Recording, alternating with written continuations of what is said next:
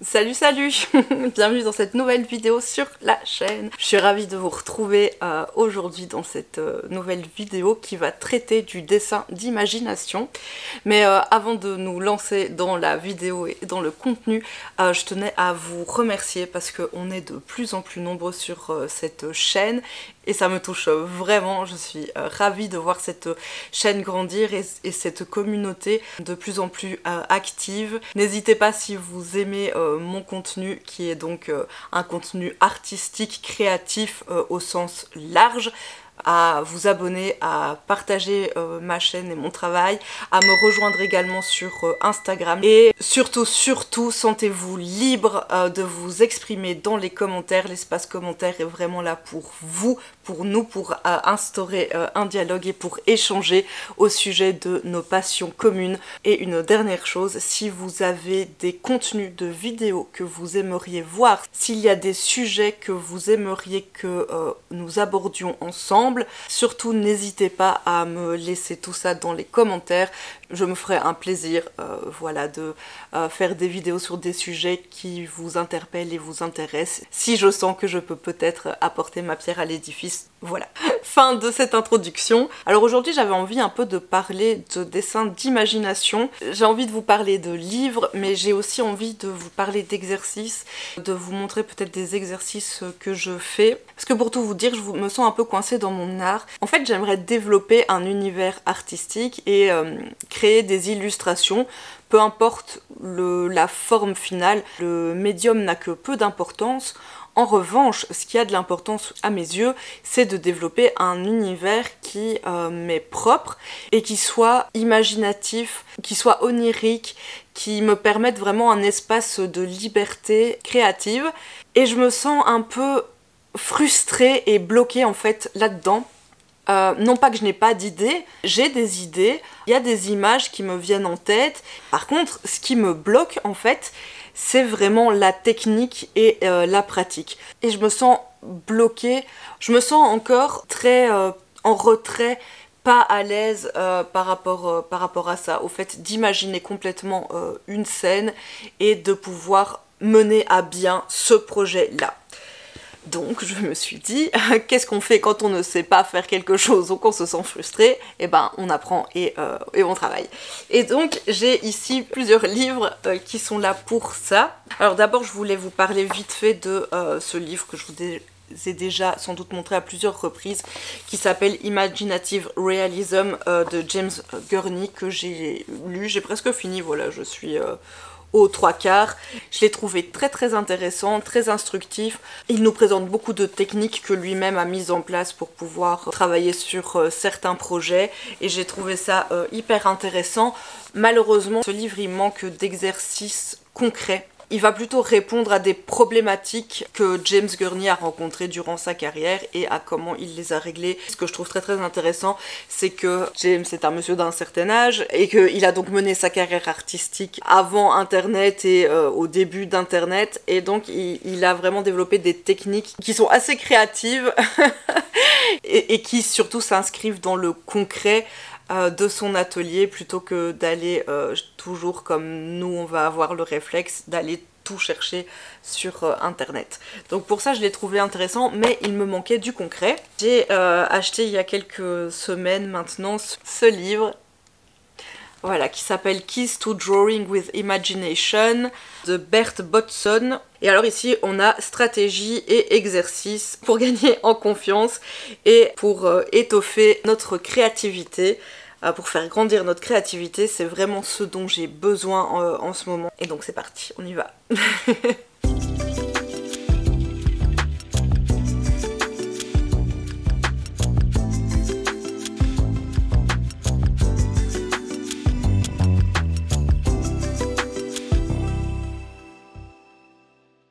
Salut, alors on se retrouve une semaine plus ou moins je pense après que j'ai tourné l'introduction de cette vidéo, et il est donc temps pour moi de vous dire ce que j'ai pensé de ce livre et de vous proposer un résumé de ce bouquin que j'ai trouvé génialissime.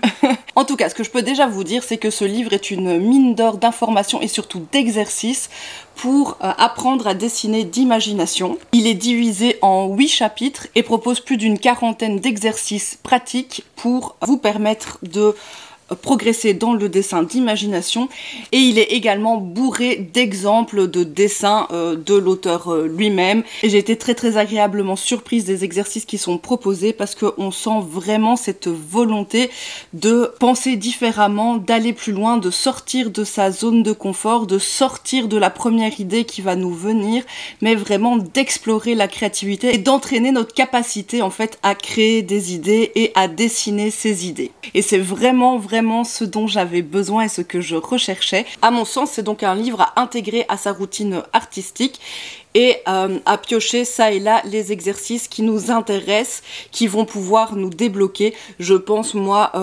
régulièrement faire des exercices de ce livre plusieurs fois par semaine ou peut-être tous les jours. C'est un livre qui est là pour nous aider à générer des idées, à développer des idées et à transformer toutes ces idées. J'ai vraiment envie de vous parler des 8 chapitres et de ce livre un peu en profondeur parce que vraiment c'est un livre coup de cœur, un livre pépite.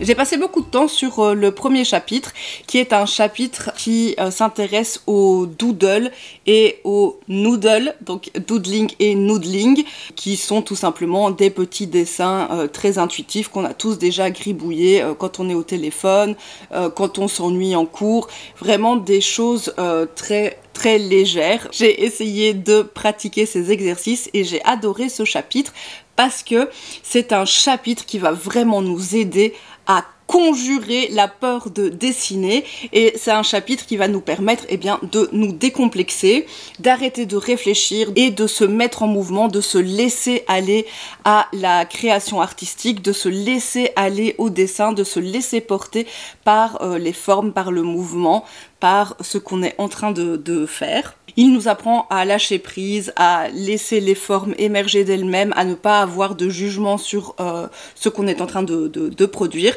et également à jouer avec la trois-dimensionnalité des formes. Et il nous aide aussi avec certains exercices à aller plus loin que juste les formes simples sur le papier. J'ai trouvé ce premier chapitre déjà très riche. Je pense d'ailleurs que de pratiquer ce genre de petits doodles avant de se mettre vraiment au travail, ça permet de libérer l'énergie, ça permet de se mettre en mouvement, de chauffer le corps, de chauffer le poignet, la main, tout ce qu'on veut. J'ai vraiment aimé ce premier chapitre.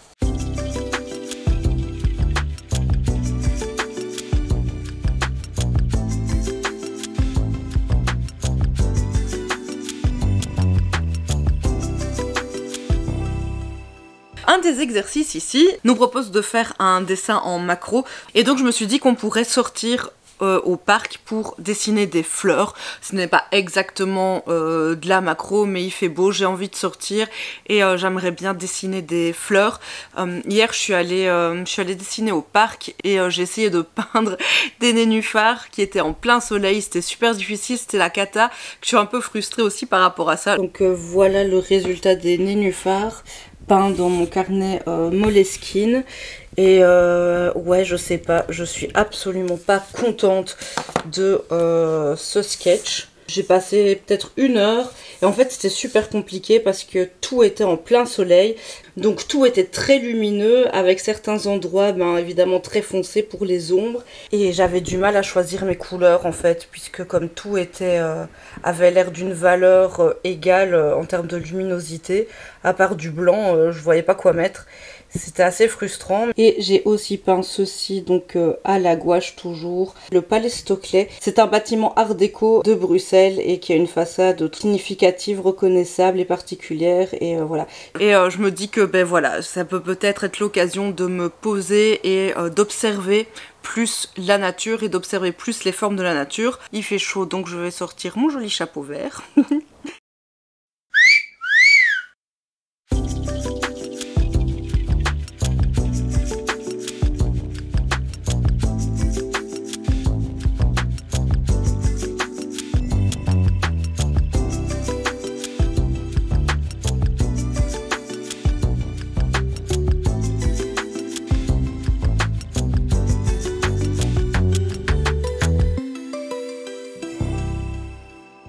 Ensuite, le deuxième chapitre nous propose d'explorer la réalité au-delà d'elle-même, au-delà du réel. Dans ce chapitre, on va partir du dessin d'observation et ensuite on va essayer toujours au travers des exercices d'aller plus loin que la réalité et on va transformer cette réalité en fait de différentes manières. Évidemment, l'auteur nous guide à travers les exercices et nous propose des manières de transformer la réalité, mais il nous invite également à trouver les nôtres. C'est vraiment un chapitre en fait qui va s'intéresser à la vision de l'artiste, à comment il perçoit la réalité et qui va également s'intéresser au fait de trouver de l'abstraction et trouver de l'irréel dans le réel.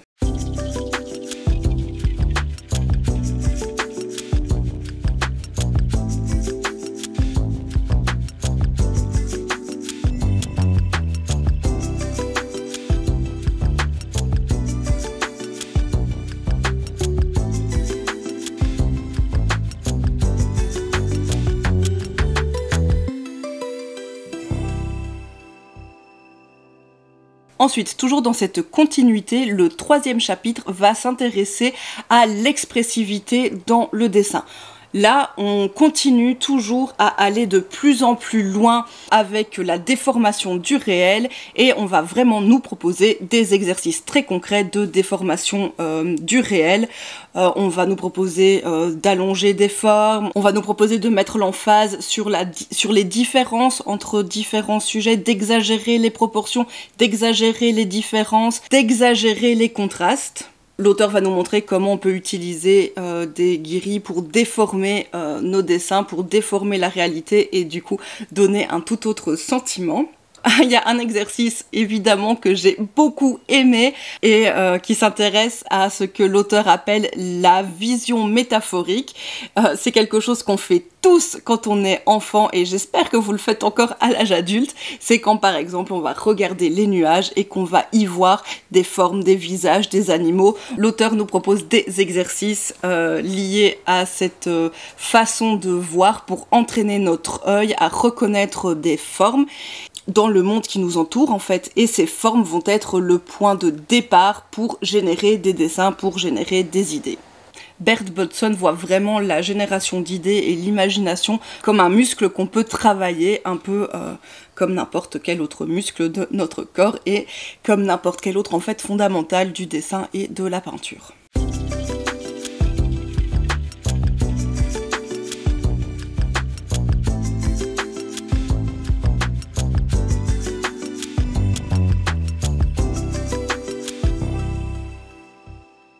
Ensuite, le quatrième chapitre va s'intéresser vraiment aux idées en tant que telles et il va nous apprendre à déjà ne pas avoir peur de ces idées, à les mettre sur papier tout de suite. Il ne faut pas attendre quand une idée nous vient pour la mettre sur papier parce que eh bien sinon elle va s'en aller. Et surtout, il va nous apprendre en fait à aller plus loin que la première idée. Souvent, la première idée est une idée basique, est une idée banale, est une idée consensuelle, mais elle est le point de départ justement de quelque chose de plus grand, d'une création plus intéressante. Dans ce chapitre, on nous propose donc des exercices pour pouvoir explorer nos idées et nos premiers jets, pour pouvoir générer des idées plus originales, plus impactantes, plus intéressantes tout simplement. L'idée, c'est vraiment de faire évoluer les dessins et les croquis et de les emmener à des endroits où on n'aurait pas pensé dès le départ, en fait. Et puis, dans ce chapitre, pour vous donner un exemple, il pose cette question existentielle, quel est l'inverse d'un hamburger? Et je trouve que ça résume vraiment ce livre, parce que quand je vous pose cette question, quel est l'inverse d'un hamburger, on voit que ça ouvre vraiment le champ des possibles. D'ailleurs, n'hésitez pas à me dire vos réponses à vous en commentaire. Pour vous, quel est l'inverse d'un hamburger? Moi, spontanément, pour moi, l'inverse d'un hamburger, c'était une salade. Voilà. Mais n'hésitez pas à me dire ça en commentaire, je serais très curieuse d'avoir vos réponses. Il propose également un exercice pour générer des suites d'idées. Par exemple, le chat qui joue avec une balle, la balle peut peut-être se transformer en œuf, l'œuf se casse, sort un poussin, le poussin mange le chat, enfin voilà. Vraiment, le but, c'est de générer comme ça des idées. Une idée va en entraîner une autre, qui va en entraîner une autre, qui va en entraîner une autre. Et même si ça veut rien dire, ce n'est pas grave, et je dirais même que c'est mieux en fait, parce que c'est ce qui va nous permettre de sortir en fait de notre zone de confort et peut-être d'être le point de départ pour une œuvre plus travaillée, une œuvre plus finale.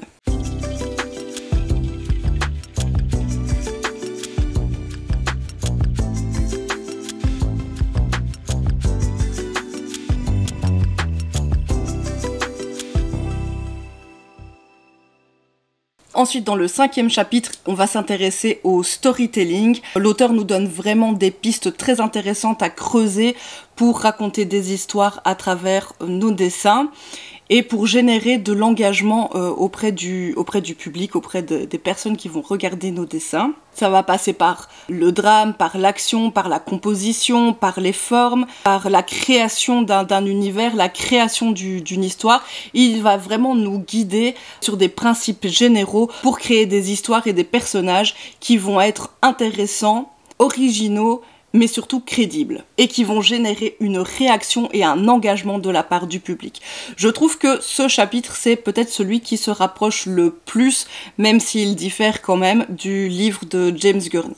Dans ce chapitre, Bert, il insiste quand même sur le fait que pour pouvoir dessiner d'imagination des choses qui soient crédibles, il faut se reposer bien sûr sur la réalité, et que dessiner d'observation est crucial pour pouvoir arriver ensuite à dessiner d'imagination, parce que ça va vraiment permettre à l'artiste de développer une mémoire visuelle qui va être très importante bien sûr dans le dessin d'imagination. Dans ce chapitre 5, il propose un exercice que je trouve génial, c'est d'illustrer ses rêves ou d'illustrer une partie de ses rêves, et je trouve ça trop cool parce que si vous avez suivi mes vidéos favoris, je crois que c'est dans la dernière vidéo favoris, je vous disais que j'avais commencé à écrire mes rêves.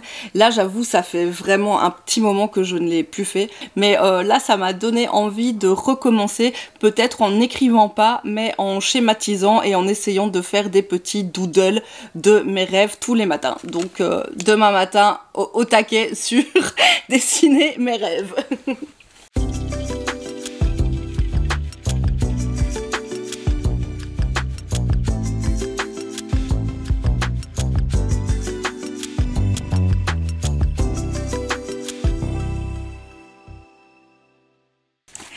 Ensuite, le 6e chapitre va s'intéresser à l'exploration de motifs. Et pareil, Bert va nous accompagner et nous proposer énormément d'exercices pour arriver à générer des motifs qui soient agréables. Il va vraiment mettre l'accent sur les formes, les textures, les transformations de motifs et bien évidemment sur ce qui fait qu'un motif est intéressant, à savoir le rythme, le mouvement et l'abstraction des formes. Ensuite, les 2 derniers chapitres sont un petit peu plus larges encore.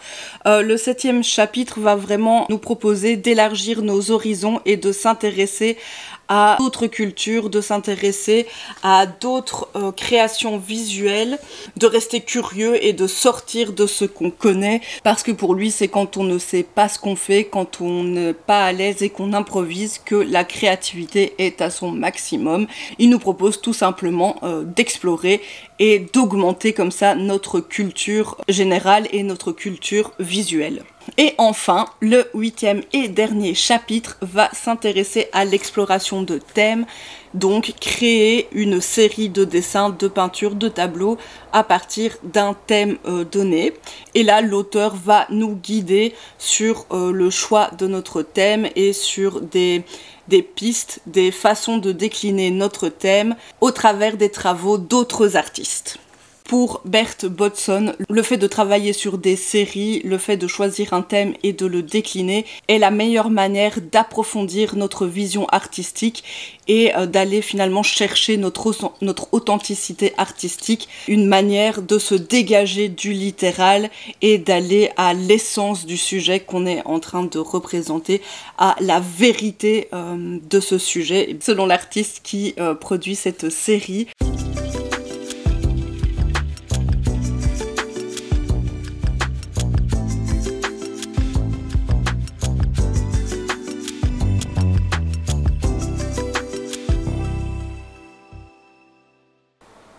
Voilà, je voudrais faire un petit tour des exercices que j'ai réalisés grâce au livre Keys to Drawing with Imagination dans mon sketchbook de chez Action qui, comme vous pouvez le voir, a rendu l'âme entre temps, mais c'est pas grave.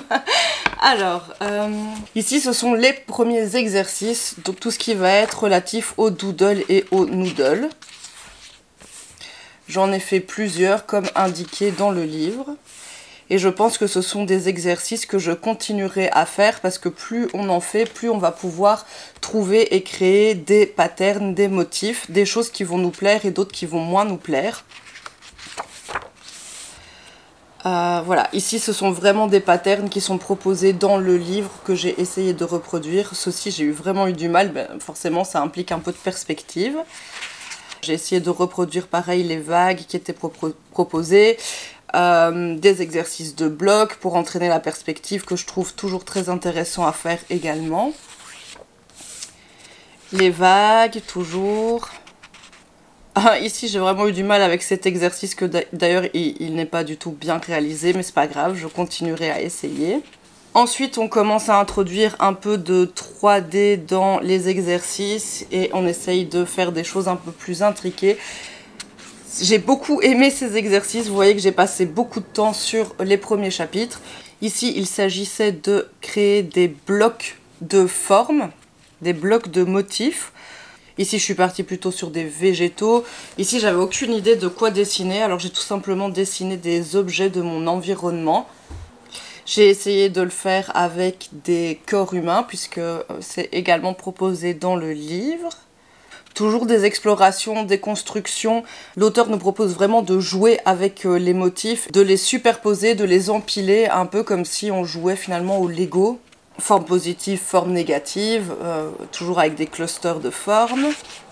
Ensuite, il y a eu un exercice que j'ai trouvé assez intéressant et que j'ai envie de creuser parce que c'est quelque chose que je n'ose pas faire d'habitude. C'est de dessiner des personnages et de trouver une façon synthétique qui nous convient pour dessiner des personnages. On voit que j'ai vraiment du mal à faire ça.